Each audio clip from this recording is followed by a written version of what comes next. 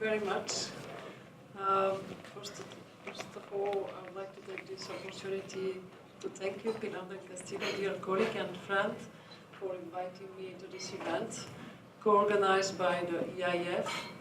I would also like to thank the EIF Director General, Mrs. Gabriel, for the organization of this event. So, dear friends, dear colleagues, for me it is particularly special to see many familiar faces and to stand here among you on my new role as Commissioner for Digital Economy and Society. In this quality, it is my duty to see through the ambitions and objectives established by the Commission in its digital single market strategy.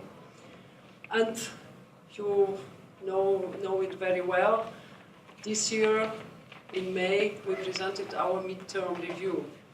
So in it, we take stock of the progress made, we highlight the areas where additional effort is required, and we look at some issues that need to be addressed in the future. Over the last 2.5 years, we have made proposals on 16 areas of the strategy. It is now in the hands of the co-legislators to see the legislative proposal through and for the member states to implement them. The European Parliament has a crucial role to play so that the legislative proposals are faithful to the citizens' true interests and needs. It is the European Parliament invested in their democratic legitimacy that can put a human face on our actions. And Pilar, I'm really proud of my experience as a former member of this House. Now we know European head of states and government have committed to an ambitious calendar for the DSM with the full implementation of the strategy by the end of 2018. Moreover, they are expected to renew this commitment later this week when they meet in Tallinn. It will be an important event, first digital summit, and we are very much looking for the conclusions, the engagements, and particularly concrete actions after that. Because I think that this is ambitious and this is achievable. Today, 4 months after the midterm review, the Commission is delivering. And you said last week we presented our 2 proposals about the free flow of data when we talk about non-personal data and the cybersecurity package. But I think that the European Union needs really to speed up. For sure, we need to accelerate the processes. And the European Parliament can play a crucial role in that process. But speed, that does not mean less quality. And I'm very confident on that issue with the capacities of the European Parliament to improve some of the proposals. Today it's very clear. The European Union needs speed, coverage and security of connectivity, which requires a robust cybersecurity and pan-European infrastructure. Free flow of data means having EU-connected and automated driving. It means e-health systems that allow patients to access their data in other member states and receive tailored patient-specific treatment. On the same sense, we need to promote initiatives and programs like the European High Performance Computing facility that will allow our businesses to fully benefit from the digitization of the European industry. It's one of my priorities, because I think that it's not normal that today Europe is not in top 10. When we talk about high performance computing, does it mean leadership for us? Does it mean use of data? Does it mean perspective for our researchers? And I think that we need really to invest more in that field. Further, And one of my top priorities, we must step up on digital skills and competencies. I know what are immediately the arguments, what the member states try to keep very jealously as a march.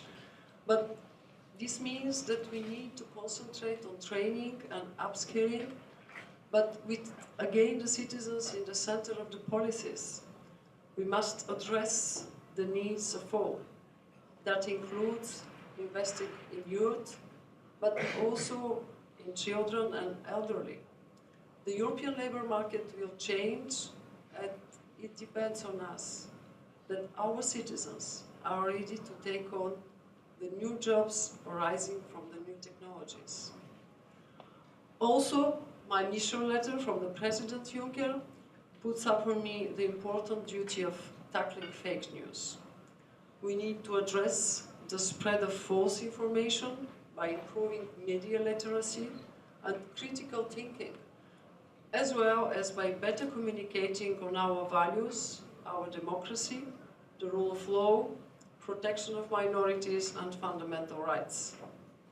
Here the European Parliament plays a crucial role, and I count on you to take over with me this very important issue.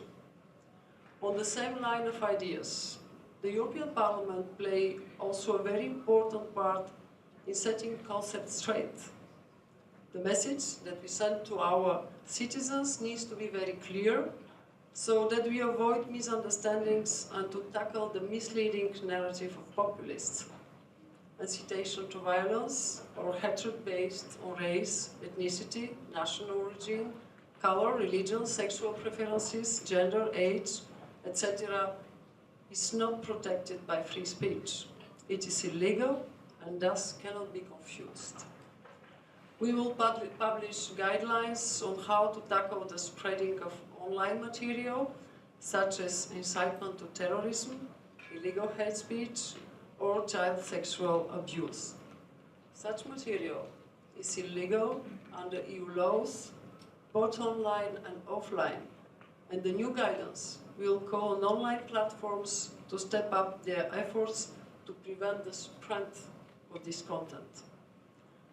On another register, allow me some words on an aspect dear to my heart, our international affairs.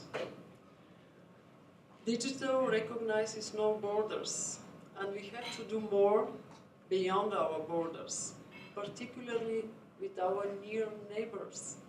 For instance, it is crucial that we involve the Western Balkans in our existing structures, like EMISA, BEREC or ERGA, either as full members or observers.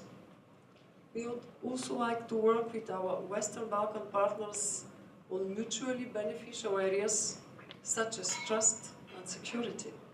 In this sense, we are discussing with the World Bank and the EIB on how to better cooperate with them in infrastructure investment, e-skills or e-government.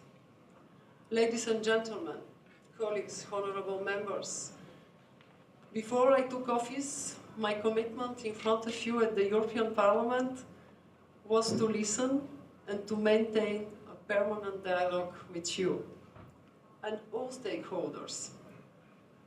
I just intend to honor my words.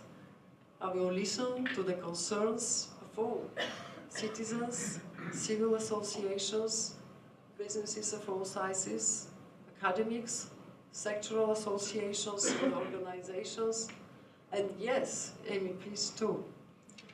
Since I was appointed, I have tried to meet with as many interested parties as possible to hear their views and concerns.